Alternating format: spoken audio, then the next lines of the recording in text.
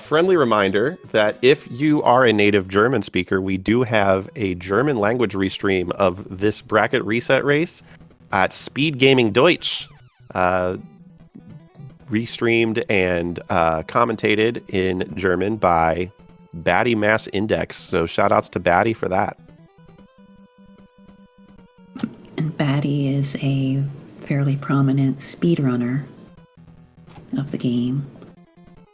So he's very knowledgeable and is a very good commentator. Yeah, I don't know German, but I think I'd like to watch a VOD just to kind of see how it goes.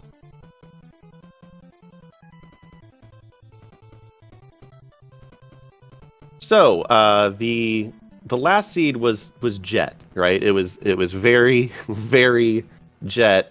We had power early, we had movement early.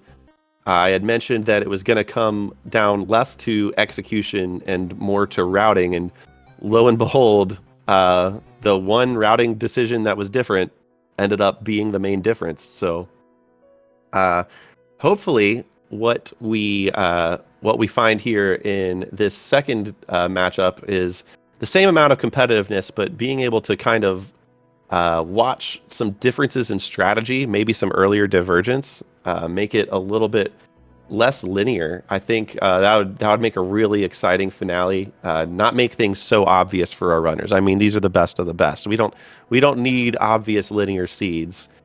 These runners are incredible in their own right, and they can handle themselves with a little bit of puzzling logic and difficult early plays. I quite enjoy seeds where there is a chance of wide divergence. Yeah, wafflesoup did have that in his first match today. In order to even make it to this game, he had to get out of the loser's bracket, and that race, they basically diverged as soon as they could and never did the same thing for the duration of the entire seed. Their go mode items were different. So that was how wildly divergent their runs were. They weren't even looking for the same thing at the end of the game. And still ended up being only about a minute apart. Oh yeah, it was very, very close. It was a very good show of the game as well.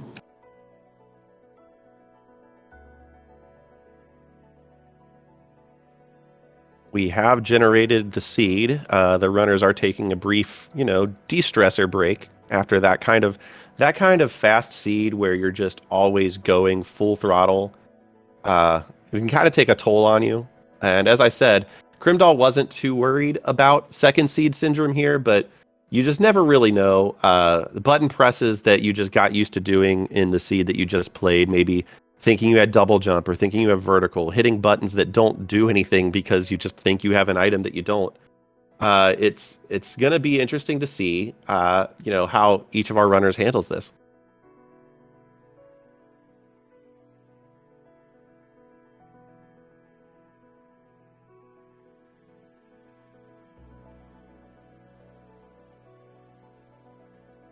Also, for those who don't know, Crimdahl has created the bingo card generator for this game.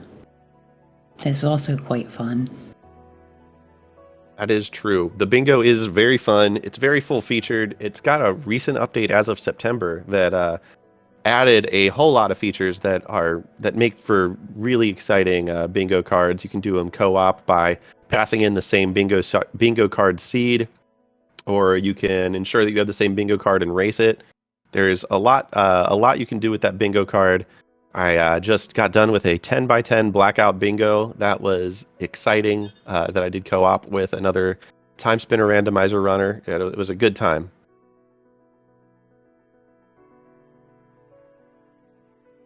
Want to thank Satellites, the Satellite 54, for rating us with a party of 5. Thank you.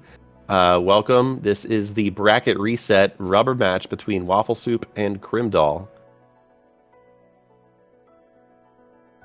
We did just have a run that went head-to-head. wafflesoup was victorious to bring the record to 1-1 between these two. So it'll be exciting to see how this final matchup of the Timespinner Randomizer SGL 2021 tournament goes.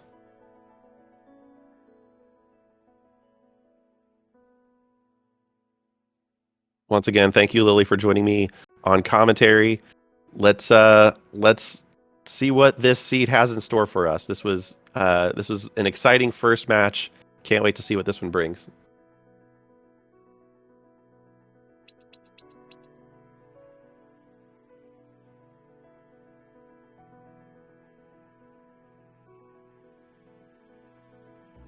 It'll be interesting if they get less power level at the start. They had Empire Orb and Bombardment, two of the more powerful items, right to start. It'll be interesting to see how strategies change if they get different weapons that just aren't quite as gimmies to be included in the in your loadout for basically the duration of the rest of the game. We have the developer Lunar Ray Games in chat chanting for an Ice Orb start. I'd see it. I'd watch it. Ice Orb start is not actually that bad. Ice Orb mid-game is terrible. Yeah, there are a few places that Ice Orb really shines. The mid-ish game, excepting the Maw fight, I would say is not the Ice Orb's strong suit. The early game, yeah, you can see it. It kind of pours on damage passively, so you can kind of get some experience early there. But going forward, you are going to want something a little bit more powerful. Yeah, as Mark said, Gun Orb start is probably the most painful. Yeah, I would say Gun Orb would be the one you don't want to see, especially if you get stuck with it for any long period of time.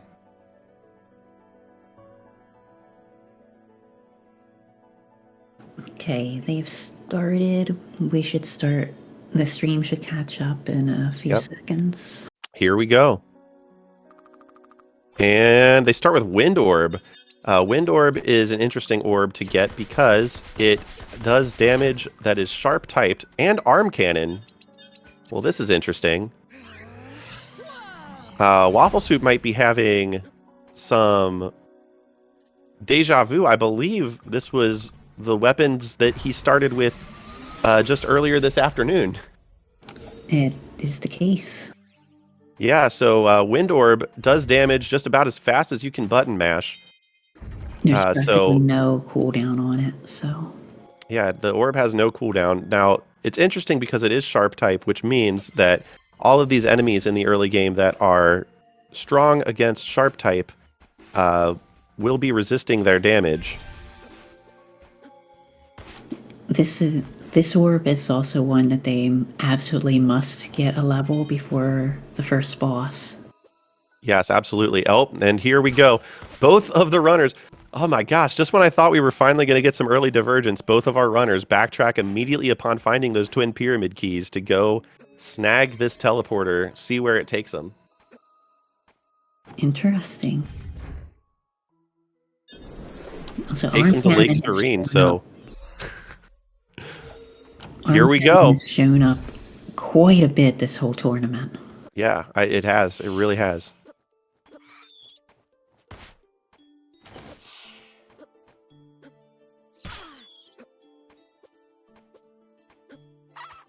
Okay, so yet again, the runners are kind of doing the same thing. It is an interesting call to immediately go back to check those pyramid keys locations. It'd be interesting to see, you know, if it had been a different portal, if they would have said, never mind, we're going to keep going. This is a play that gives them more checks, that is for sure. As we find an Ice Orb and a Shadow Seal, I believe Crimdahl's probably going to keep that Wind Orb equipped. Meanwhile, we have a switch to Ice Orb from Wafflesoup, and then an addition of not the Oculus Ring, there you go, the Shadow Seal.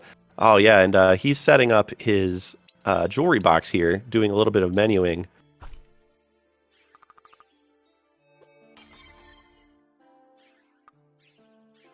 Early gas mask. Yep. Yet again, we find that the gas mask really doesn't play a part in the logic of this seed by making it available pretty much right away.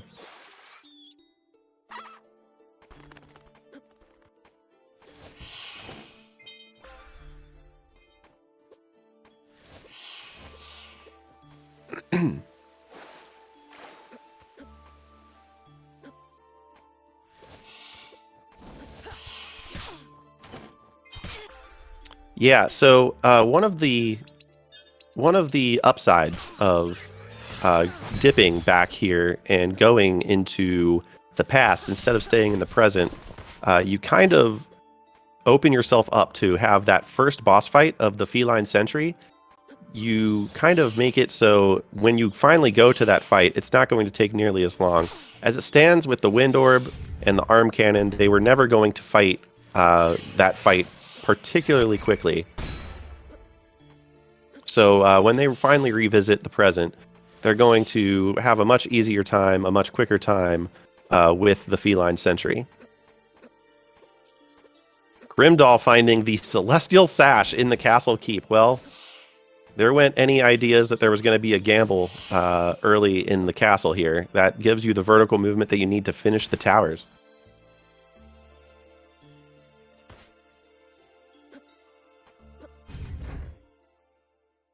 Crimdahl once again showing extremely good movement.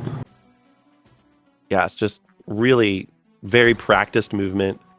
He knows, when to short hop, when he can't quite make it over an enemy.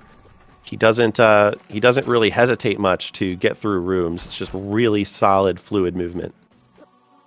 Finds the Empire Crown here, which is the best offensive crown that you can get. There are a couple of situations where you may not want to have it equipped. You may want to have a different helmet equipped, but just pure stats, that Empire Crown is going to be your best bet.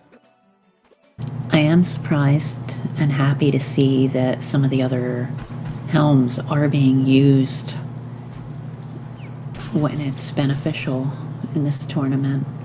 Yeah, the Eternal Crown, which helps you with your sand situation, which allows you to stop time longer, and the Valetian Crown, which improves your aura refresh rate, have both been used to good effect in this tournament. It's not just kind of like a set it and forget it sort of, well, I have the best equipment, I'm never going to think about it again.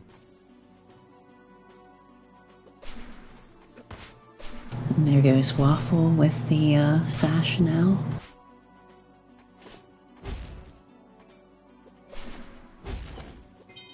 Yeah, you can kind of see, there's the wheel. So that is our first time spinner piece, and the ability to stop time. That is going to be a big boost in movement, if not progression.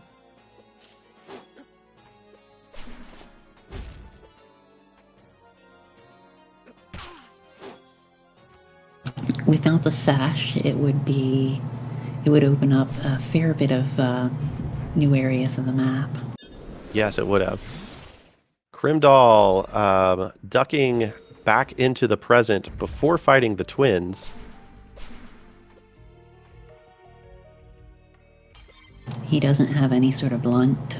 He doesn't have any sort of blunt, doesn't want to face the idols. Again, this is a minimizing the amount of time you're spending fighting bosses sort of play here. He has access to several checks. He opts to, instead of fighting the idol, he will be fighting the feline sentry, aka Boots, instead. So he figures he'll be able to make quicker work of that boss than the boss he was right up next to. So that is a play that we'll see if wafflesoup thinks that as well. I mean, all things considered, probably a good call, even though these checks that Crimdahl is doing aren't really paying off.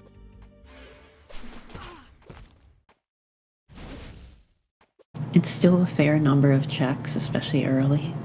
Yeah, and you have to remember they didn't get these. They kind of got that time spinner, those pyramid keys, and just immediately ducked out of the present to go do some work in the past. Wafflesoup, we will see if he does the same thing here. I'm going to switch to his audio, just on a hunch that he is going to fight the idol while he's there. The main difference here is, it's backtracking, and as he goes back to this area, it does look like he is either really dipping for some sort of blunt object damage, or no, he is going to go fight the boss here. So finally, some divergence. Goodness, it took long enough. I'm surprised Crimdahl isn't using Ice Orb here. Yeah, I mean, I think maybe he might trust his button mashing a little bit here, but Ice Orb, since the icicles do just kind of stand there, Boots will walk right through them. And here we go. Waffle Soup is going to be fighting the idol. He does have Shadow Seal, so even though he's using this button mash sort of setup, he might be able to start pouring on the damage. I don't know if he's going to be very excited about doing 5. Now 7, that's a much better number. That is pouring on the damage. You have some of the more exciting light-based damage coming off in those heat-seeking missiles that come off of the arm cannon. Those will do a good amount of damage as Waffle Soup goes into kind of the desperation phase of the idol very shortly here. And yeah, here it is. Doesn't want to get hit by that buzzsaw. That might drop him, and that would be not good for him. Crimdahl scoping out the library while Waffle Soup takes care of the golden idol.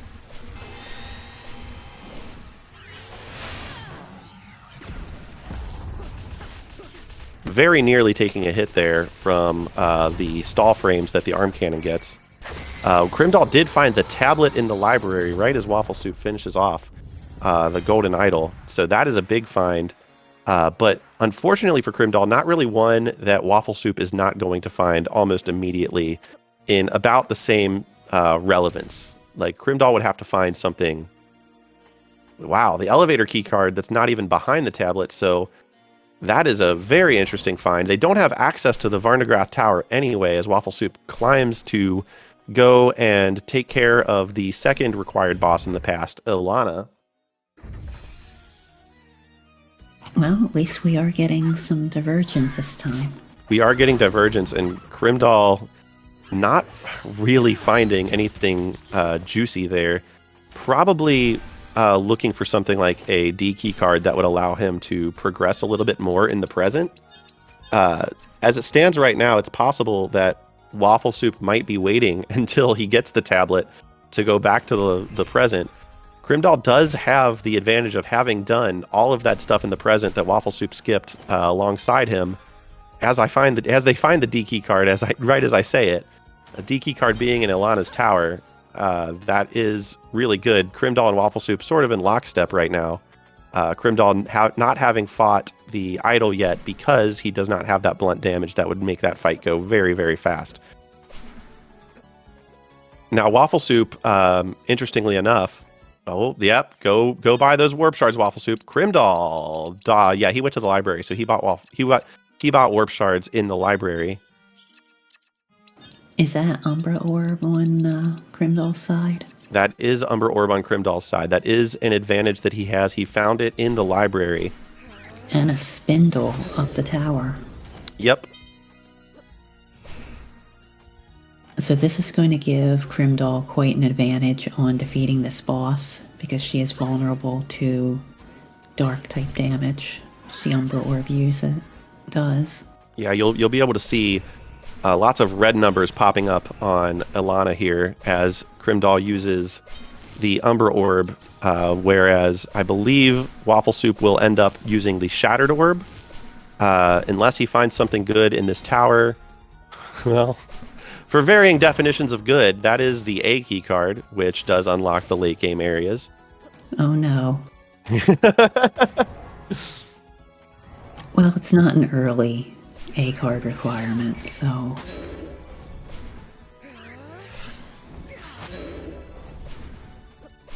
Water Mask behind Ilana. Yeah. And that's going to be required because of their teleport that they got. Yeah, they're going to need to use that Water Mask in order to find the Maw. Crimdahl is going to be going and checking the tower. Meanwhile, Waffle Soup is going to be using the Shadow Seal strats with the Shattered Orb, using the Colossal Blade to hit Ilana while she's up in the air, taking maybe a little more damage than he wanted to there from the lightning, unfortunately having to go back to full health. That is not what he wants to see. Shattered Orb being a many hits for small damage sort of orb. The Shadow Seal's benefit kind of is outsized there, as opposed to other orbs. He's really doing a lot of damage here. almost as much as the Umbra Orb, which is a weakness of Ilana. So we'll see how this plays out. It was still a very quick Ilana fight from wafflesoup. It may have been a little bit faster for Crimdahl, but not by much. And I think wafflesoup might be able to make that up on a faster boots fight.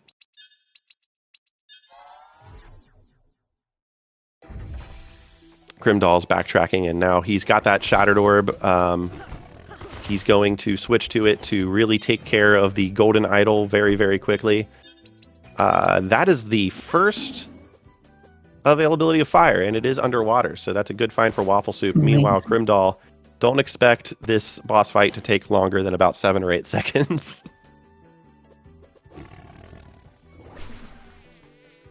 This is what we wanted to see, though. We wanted to see divergent paths. We wanted to make sure that, you know, it wasn't just one runner following in the footsteps of another until there's barely relevant late game divergence. This is huge. This is a lot. It makes it a lot harder to really see who's in front here. Crimdahl keeping that arm cannon equipped for a very long time. You love to see it. It's not a spell that gets much love.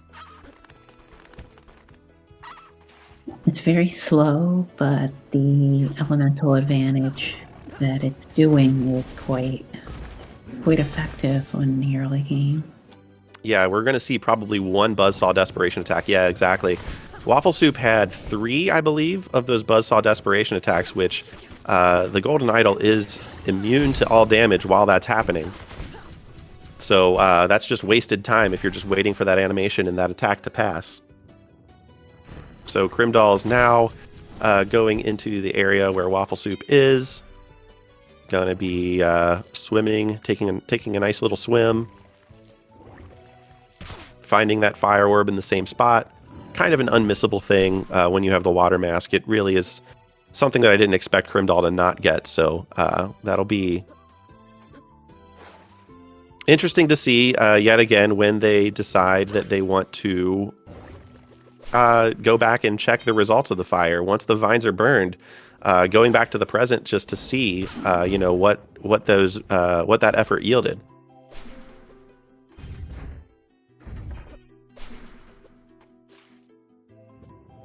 wafflesoup getting that portal to the maw area and dipping back. He's gonna probably do he will burn all of the vines and then fight this mid-game bird boss.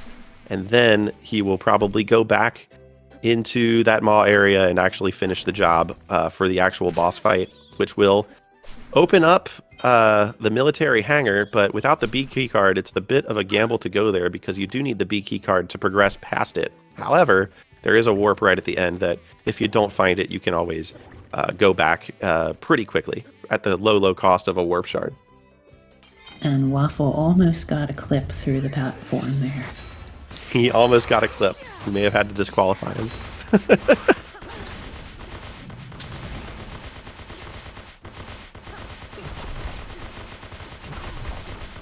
And it looks like he tried to do a toe tap, but didn't quite time it right. Yeah, and the unfortunate thing here is that this part of the game, nothing's really dealing enough damage to really make the Shadow Seal worth it. Crimdahl's dipping right into the Caves of Banishment, wasting no time cutting vines down, or burning vines down rather, and just going right to it. We'll see if wafflesoup does the same. Looks like he is. He gets the first pink item as well in that royal ring, so that's an interesting find. It only locks one check, and it's a bit slow to get to and to activate because usually you have to menu. But it has proven to be fairly required in several of our marathon runs this time. Yeah, it's been there, and even if it's not had something required, it's had something quality.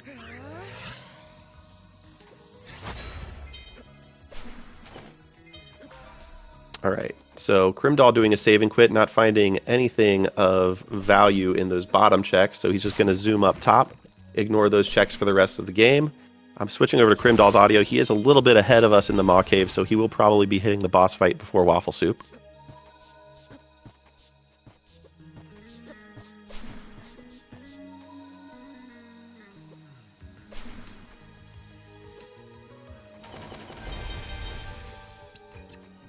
finding Sellen's Bangle in Jackpot Room and equipping it immediately, getting that extra little bit of experience that Waffle Soup had last run that Crimdahl opted not to because they did find it really late in the seed, right before they did Zarian Caves. So a little bit earlier in the seed here, a lot more value to get out of Sellen's Bangle, kind of making it worth the menuing, even if it is that quick.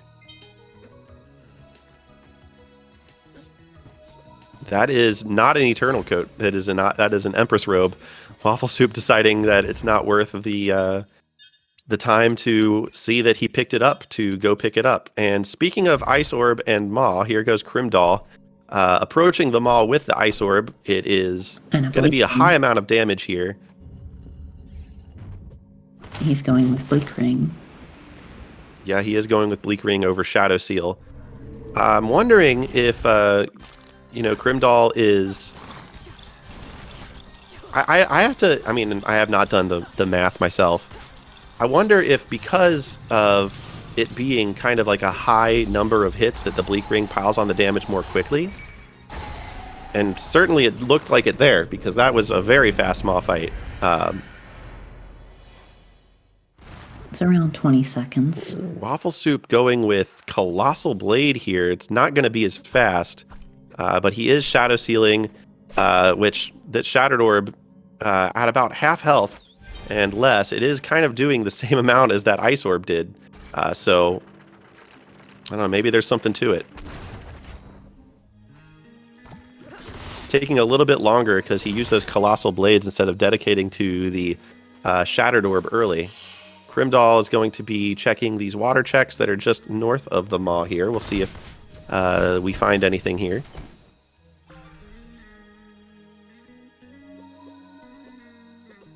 I wonder if he'll go to the right and get that check up on the bat ledge. Right, Waffle Soup went to the area but did not get the check because he didn't have vertical at the time. So we'll see if Crimdahl routes that in somewhere else. It is kind of a one-off check. It's a bit out of the way. He didn't grab the teleporter that's nearby it, so maybe he's just calling that one a loss. Looks like they are finding light wall down here in these water caves, so that's an interesting find. It's going to be used for damage more than anything else here. He may also be waiting for it when he does the mop-up. Yeah, Crimdahl also opting to go to the refugee camp. He's gonna go to the right here. He may be picking that up on his way, as you said, mop-up checks. He's gonna go to the waterfall probably here, which has been a hot location in this randomizer tournament so far.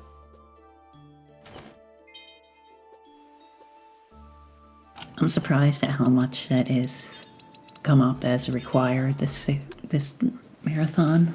Not this time though. So Waffle Soup deciding that he is going to check the results of burning the vines.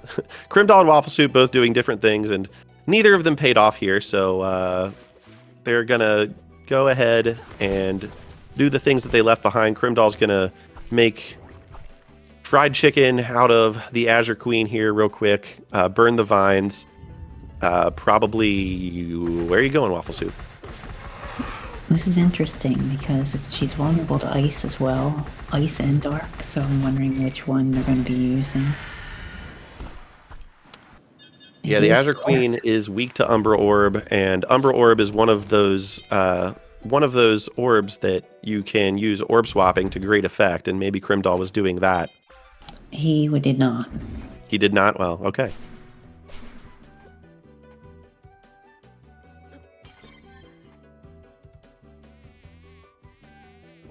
I know he uses it, but I don't think he uses it on all of the orbs. I think he only uses it on, say, Radiant. Ooh, there's a gear behind the fire checks. It's the first piece of the time spinner that we've seen in a while here.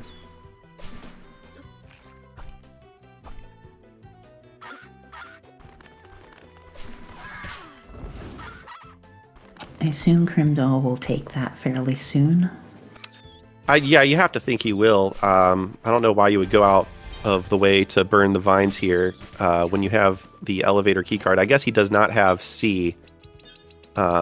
He's going to warp shard, and I guess he will warp shard back to... Yep, that's exactly what I thought.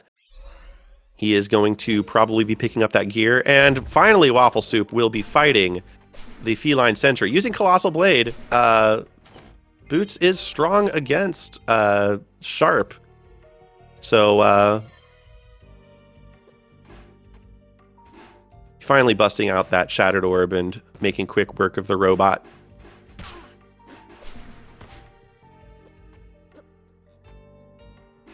So here's where things get interesting. Waffle Soup is going to pick up the tablet here soon. And I believe the elevator keycard as well. So he will be going into the tower, and really we're looking at, you know, at this point, where's the B keycard? The B keycard is the linchpin that is holding both of these runners back at this point. The main progression is going to be to the right of the tower, and in order to get there, you are going to need the B card. Well, that's not true. I'm sorry. They have the elevator keycard, so they can actually go around the B doors. So they can make it to the military hangar without the B keycard. In order to go around, they'd have to have the C card, though. You're absolutely right. They don't have the C keycard. So it's either B card or C card that they need to find to map out the rest of that tower. Yeah, we could see Zarian Caves dip relatively shortly.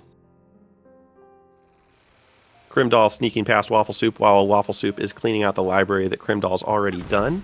So that kind of gives you an idea of where these runners are in terms of their progression and checking items. So Crimdahl opting to go to the tower and clear what is available out. The Merchant Crow stash was not... Oh, there's the E-card. Merchant Crow stash did not have anything. I don't think Crimdahl got that yet. Yeah, it did not have anything, and I'm not sure if Crimdahl got it or not. I don't believe that, because the D card, yeah, I don't believe he did, actually, now that I think about it. Ooh, that's a V key card, and so Crimdahl's going to be going back to the library. He may realize he didn't get the Merchant Crow stash. Maybe. And go get it now while he goes back and checks these I'm trying to see on his mini-map. It does look like it's filled out, so it looks like he did get that. He's so fast, I must have missed it. Oh, and the B key card is behind the V key card. The and tower... Inferno. The tower was the right play. That is the progression. That is going to be a large find for Crimdahl here.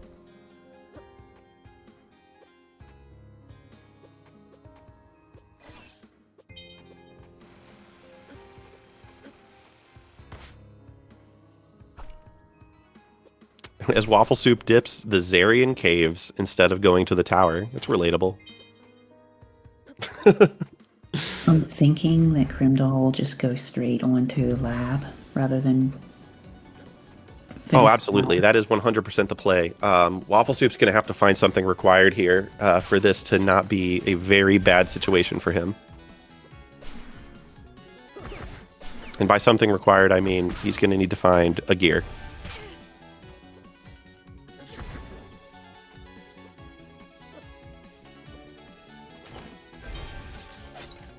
Okay, well, there it is. Waffle Soup does have the payoff in Zarian Cave. Again, unless there's another gear here, Crimdahl will have the luxury of bouncing out of Zarian Caves as soon as he gets that gear, whereas Waffle Soup will be full clearing it.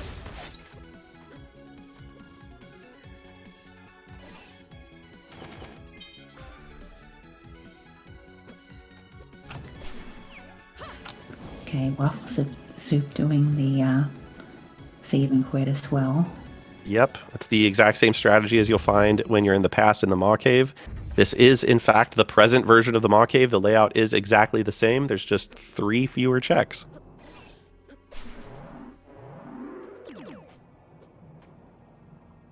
Crimdahl's going into the lab. Oh my gosh! That is the 3rd gear in Zarian Cave. That is 2 gears in Zarian Cave. Now, again, Crimdahl will have the luxury of bouncing out of Zarian Caves as soon as he gets it, but that cuts out a lot of time. This is very large because once Waffle Soup gets that B key card, he's in go mode. He doesn't have to do half of the lab. And he'll have Jin Inferno in the V card room as well, which is what he'll use on the end bosses. That is true. They will have Light Wall, and they will have Jin Inferno. All of these checks Crimdahl is doing right now, Waffle Soup is going to skip. Waffle Soup is fighting Zarian, which is not a good call for him, but hey, going for the required... I mean, it's going to be a quick fight. The Colossal Hammer is actually very powerful against Zarian here. As long as he has the ethers to back it up. Kind of having trouble here. This is a very, very exciting race all of a sudden. This call to fight Zarian and all of this menuing that it's causing, not really doing Waffle Soup any favors. You have to wonder what he's going to feel like when he gets past this, realizes it has nothing.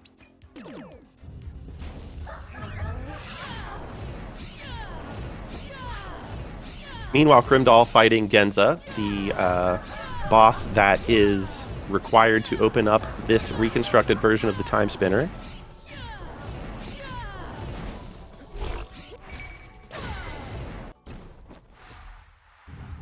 Oh no, Waffle's gonna do some mop-up in the past before... Yeah, he is. He's not going to the tower. Meanwhile, Crimdahl is going to the Emperor's Tower, which we know has nothing. So it'll be interesting to see. I'm thinking of something that he could find here that would lead him astray. It's about the C key card, and that's it. And that's just some mop-up checks. You got to think that Crimdahl's going to go to Zarian Cave before he checks just the 1-2 off C key card checks.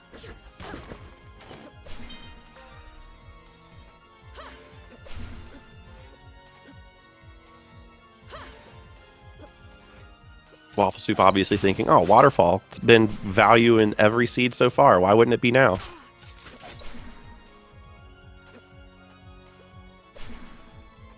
I understand his point, though. I really wouldn't want to go to the card. You gotta stop saying things out loud, Lily. Oh, and Waffle Soup going to the Royal Towers now? Wait, where is he going? Oh, he's doing pink.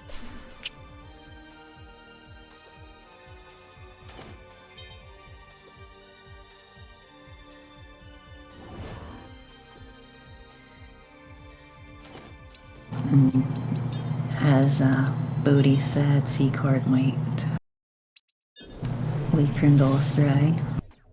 Yeah, it looks like he's going to the tower. So, this is interesting. Waffle Soup snagging a quick save. He hasn't checked anything to the right of the library, so Waffle Soup's still got to walk over to the tower here.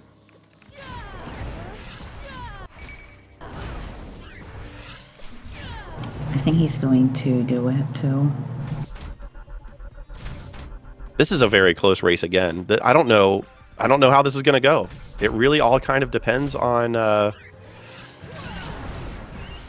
order that Waffle Soup does things in the tower. Crimdahl and Waffle Soup both in the same area, albeit on opposite sides.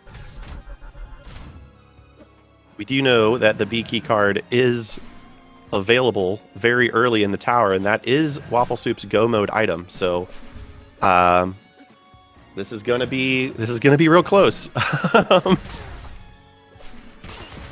It'll come down to... Here it is. When Crimdahl gets... Oh, it's V key card, and then the V key card hides the B key card.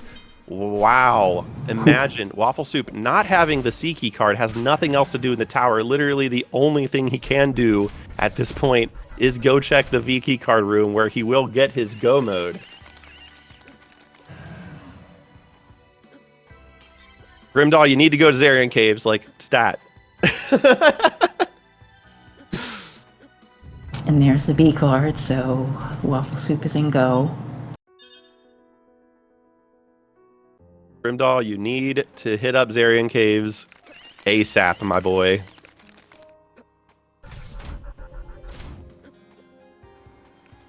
Crimdahl does have the teleporter right to the end game.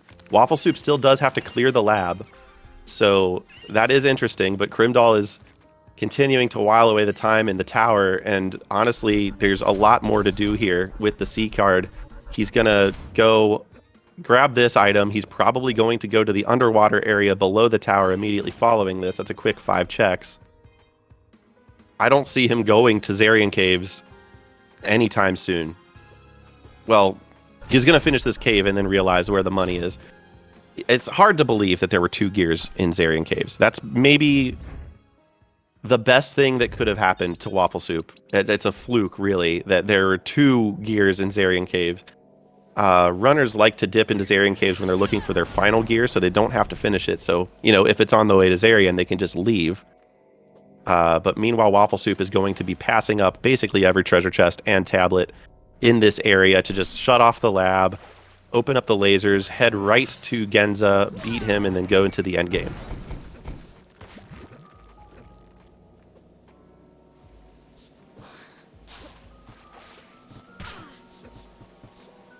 I wouldn't say that Crimdahl is putting off Zarian Caves. This is a deceptively high density area. Now you have to swim, and swimming is slow, but there are 2 chests just right at the end of this cave that are right next to each other. It's deceptively high density, and I really like this play. It's just the wrong one, unfortunately. When you need 2 pieces of the gear, you got to think, with that much stuff available to you, the fact that they're going to be right next to each other is just very unlikely.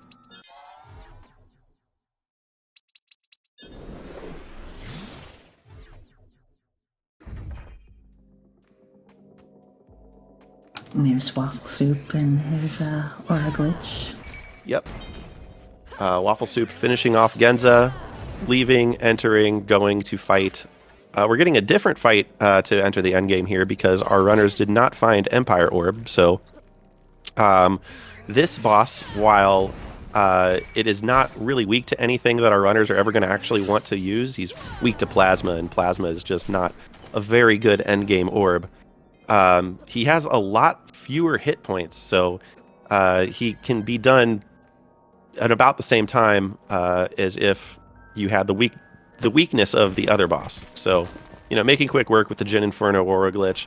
We're going to see a lot of Jin Inferno Aura Glitch from here on out, I think. We're going to switch to Waffle Soup's audio as he enters the Ancient Pyramid.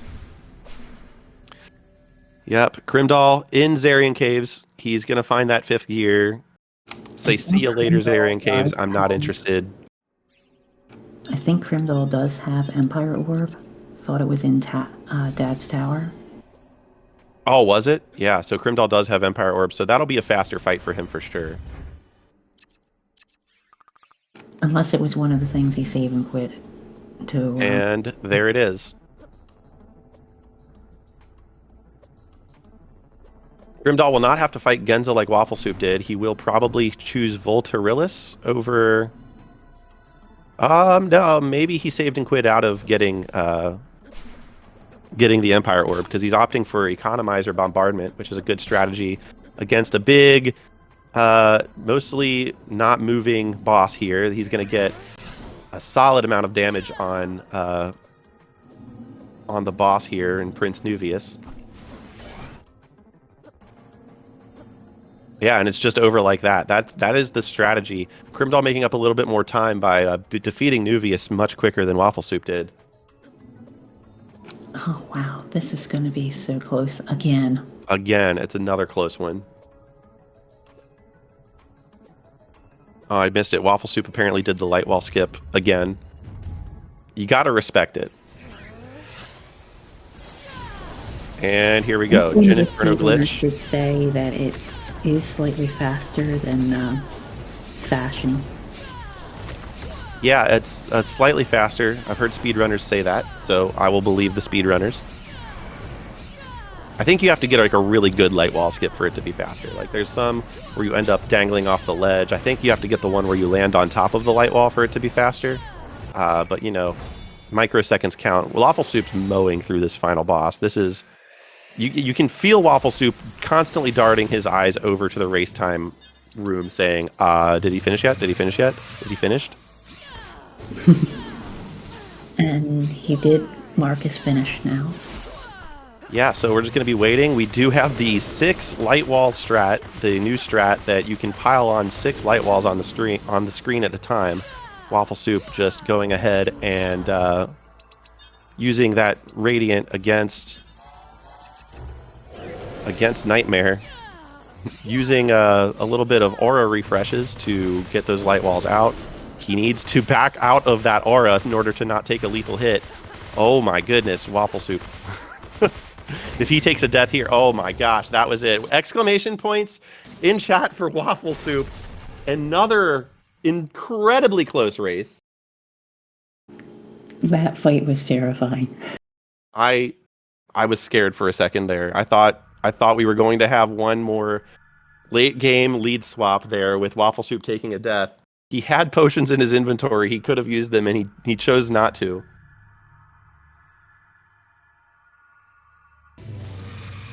Oof. Hello, Waffle Soup. Hello. Unbelievable race again. Crimdahl is here beating a dead horse, and he'll be joining us shortly, I'm assuming. Bonsai did it. He rolled a good bonsai seed. Yep. 2 in a row, really. Uh-huh. Waited until the grand finals to bust out the magic. So 1 minute. E card for go mode. B card for go mode. Exclamation points in chat for Crimdahl as well. Hell of a race. Just over 40 minutes. Wow. High stress situations. Unbelievable. This is exactly how you want randomizer races to go. Just, it's down. It's great execution on both parties. It comes down to, you know, what order do you decide to do things in? Waffle Soup, question. When you find that second gear in Zarian Caves, what is the first thing that goes through your mind? I forgot there were gears in Zarian Cave. You just blacked out? Yep, I have forgotten almost everything about this seed already. Was that? Or I was gonna save and quit? No. No, it was you had a gear. You get a gear in I think the mushroom, one of the fake jackpot rooms, and then you get one at the last chance check before Zarian. So 2 gears in Zarian Caves is wild to see. I mean, people don't like dipping that until they only are missing one piece of the time spinner. You went ahead and went and did it before you had even full cleared the library, which is crazy routing, and it absolutely paid off for you. I like Zarian Cave. I know you do. Skip a lot of enemies, so Zarian Cave is my source of XP. Crimdahl, we are joined here by Crimdahl. Crimdahl, well raised. GG. Thank you. GG, Waffle Soup. GG, indeed. What a position for that V card, though. Oh gosh. Yeah. The position for the V card going into the B card was just it was crazy. Like, it was so interesting because Crimdahl obviously has the tablet, goes into the hangar in the lab, and says, "Hey, you know, something's got to be here. I'm still missing 2 time spinner pieces," and it had nothing. It had nothing. That is so rare.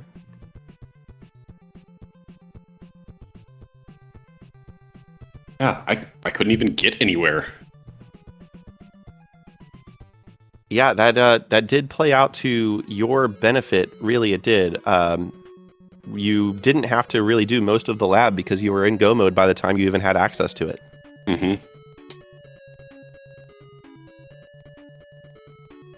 Crimdahl, you had an amazing tournament.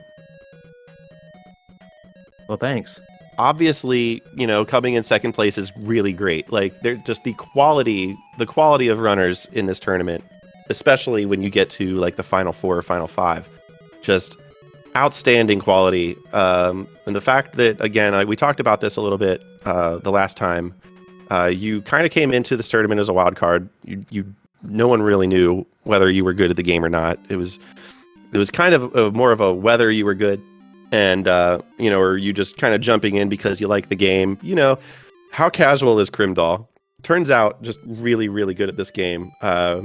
It just the fact that these races between you and Waffle Soup have all come down to just one minor routing decision has been exactly emblematic of how this high quality level of Timespinner Randomizer play goes.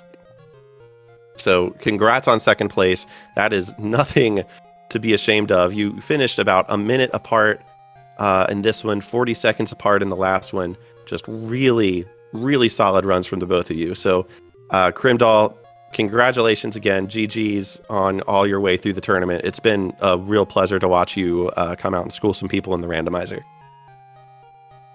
Yeah, I'm super happy to have made even second place. Yeah, so how's about that? Going 3-0 today, Waffle Soup. I did not expect to win any of my matches today. I was very impressed with both your performances and my previous competitor, who I've blanked on already. It was James. It was James. Sorry. Oh. And all three were very, very close races today, too. They really were. It was 1 minute against James to win earlier today, 40 seconds to win in your first match against Crimdahl, and then 1 minute again. Just the three of the 4 closest races that we've had in this entire tournament happened today, and I just love that. I think it's very indicative of a very exciting randomizer that rewards, it rewards practice, it rewards skill, and it also rewards, those dips that you might do that you think, I got a feeling that this is going to pay off. This is just like kind of a pet area of the game of mine. I'm just going to go do it. I'm really comfortable with it. And this one especially was very back and forth. It was nowhere near as linear as the last seed. So you really got to see what each of you were comfortable with, which we're most comfortable with doing. And it was really exciting to watch. It was very unclear who was actually ahead until Go Mode actually hit. Yeah, this was a super interesting seed early on with a lot of potential for doing bosses in whatever order you wanted to. Right. We do have a question. Crimdahl, do you play with keyboard or controller? I use a PlayStation 4 controller. Yeah, so there you go. He uses a PlayStation 4 controller. Yeah, I think, man, this has been a wild day. I feel honored to be able to do commentaries for today's Losers Bracket Finals and then the Grand Finals. It's been a really good day for me being able to watch this really exciting high level Timespinner Randomizer play. Both Waffle Soup and Crimdahl, you had really, really amazing runs through this tournament. Really amazing runs today. I just can't say enough how exciting and how exciting it was and how honored I feel to have been a part of this. Yeah, thank you for doing commentary, to both of you and anyone else who helped out with the tournament as well. This was a lot of fun, but man, am I looking to going back to just playing this game casually. You know what? I've done it. I feel it. I've done it, and it feels real nice. Just get some multi-world, because if you don't know, this game also supports Archipelago multi-world. You can play with other people, playing other games, whatever settings you want. Oh, that's going to be nice. Yeah, if you want a shock to the system, just go ahead and just turn off the Start with Teleria flag and just see how comfortable you feel playing this game all of a sudden without dash. Mm-hmm. So yeah, I think it's about time, now that this tournament is over, to do some shout-outs. First off, obviously, shout-outs to all the runners. It's been amazing. I think we had, was it 14 runners in this tournament? Mhm. correct? Yep. Yeah, 14 runners in this tournament. Thanks to all of you. Really have made some really interesting content here on Speed Gaming Live. I want to obviously thank Speed Gaming for allowing us this space, giving us their resources to restream. Honestly, these races have been so exciting for us to watch, for us to share this game with your community, and we're really appreciative of that. Thanks to all the restreamers. Thank you again, Batty Mass Index, for the German language restream and having him hold serve over there on Speed Gaming Deutsch. Really appreciate that. Bonsai Beer has been awesome in coordinating things for this tournament. Obviously, we need to shout out Lunar Ray Games for creating Timespinner Randomizer. Everybody who kickstarted it, all the backers that made the game possible. TS Yarno for developing the randomizer. Mark Magis for giving us a couple of quality of life options that he was able to include. Just trying to come up with more shout outs. Lily, shout outs to you for doing comms today with me. It's been a blast for these grand finals. It's quite enjoyable to watch. Excellent show. Beautiful movement. Beautiful routing. It's just beautiful to watch, really. So yeah, it looks like we have in chat links to our Discord, which is where you can find all the information you need for the randomizer. Come join us over there. We'll be happy to have you. We're a really good community that likes to share perfectly normal seeds that aren't rude at all, we promise. And we also have links to our runners and our commentary. We'd be really appreciative if you shot those a follow.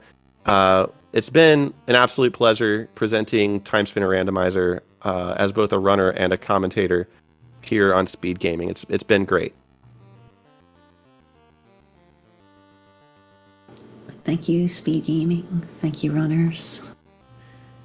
Yeah, I think Wef pretty much called everyone out, except I'll just highlight Wef and Llama and Batty Mass Index, who have commentated so many matches, unlike myself, which I have not commentated a single match, so they deserve a huge heap load of kudos. Yeah, let's all the commentary that has been during this tournament has been spot on. I want to shout out obviously Hupfen and Winfei Maiden and Mark Magis and wafflesoup even did some commentary. TS Yarno, the developer of the randomizer, also did some commentary. So shout outs there. Also, I think we would be remiss without shouting out Llama, specifically for being probably the grassroots most powerful evangelist for Timespinner itself and also the randomizer. So shout outs to Llama. Probably this community would not quite exist in its capacity as it exists today without Llama. So thank you very much for that. I do want to come in here and quickly thank the Timespinner Randomizer crew for putting on a great tournament here with Speed Gaming Live, and congratulations to the winners, wafflesoup, and runner-up Crimdahl, on a great effort here in the tournament, and congratulations on your winnings. Thank you very much. Thank you. Yes, Adirondack Rick, everybody. Round of applause real quick for that. And a big round of applause for the tournament admins who've been working behind the scenes to make sure that this tournament has run very, very smoothly. And it's been a great to have you a part of Speed Gaming Live 2021. Yeah, I really look forward to possibly working more with Speed Gaming in the future with this randomizer. It can only go up from here. Absolutely. We're looking forward to it. Once again, GG's to all the runners and GG's to everyone who's been watching the Timespinner Randomizer tournament. So I don't know if you've said this during the interview process, but where can people get more information about Timespinner Randomizer, and where can people go as far as a place on Discord or a place where people can get together and race each other? Right, I'm going to go ahead and put this in the chat again. We do have a Discord where you can find out more about the game and also the randomizer. There's a whole section of the Discord that is dedicated to the randomizer. The randomizer is actually supported well, not technically, but spiritually supported by the actual developer of the game, and he's been instrumental in allowing the randomizer to even happen in the first place. So you see Lunar Ray Games in chat. Obviously, another shout out to him for being so cool with what Yarno and Mark Magis and others have been able to do with this game to get it to this level. That's awesome. And again, once again, thank you for being a part of Speed Gaming Live 2021. And again, we'll look forward to working with you down the road in the future. Yeah, we'll be in touch. Thanks so much. Yep, thank you. All right, well, that'll be it for us. Any last words, Lily? No, everything's been said. All right, well, again, it's been a huge pleasure. Everybody play Timespinner. Get the PC version, and you can play the randomizer with us.